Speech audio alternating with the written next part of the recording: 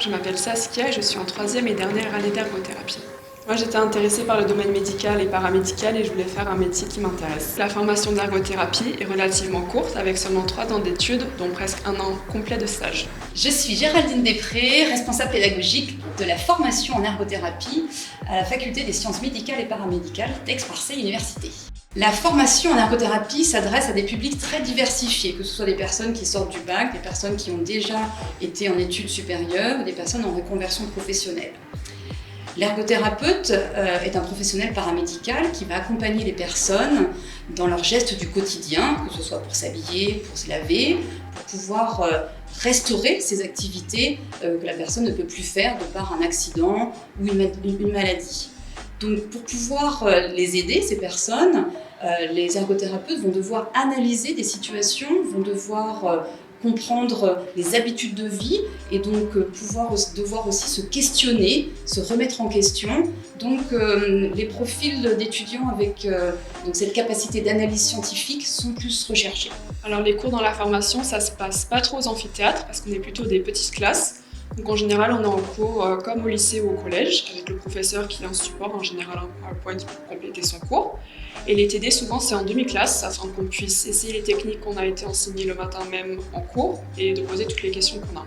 Les TP se passent en général en bas du bâtiment. On a par exemple une cuisine thérapeutique qui nous permet de mettre en place des ateliers comme avec des personnes qui ont un handicap. La charge de travail dans la formation en ergothérapie est importante.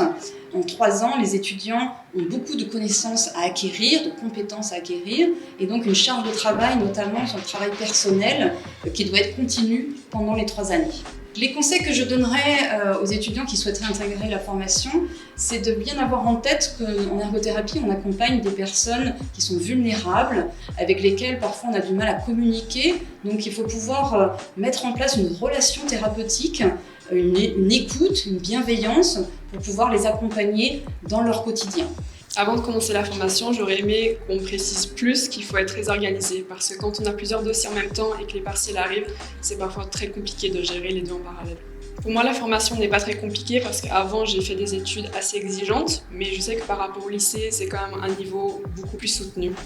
À l'issue de la formation, les étudiants vont acquérir des connaissances théoriques dans les domaines des sciences médicales, mais aussi en sciences humaines, dans tout ce qui est le domaine de la psychologie, de la sociologie, de l'éthique, de la déontologie, mais aussi des connaissances pratiques pour pouvoir évaluer, comme je l'ai dit tout à l'heure, des situations, mais aussi proposer des adaptations, des aménagements de l'environnement, savoir régler un fauteuil roulant par exemple.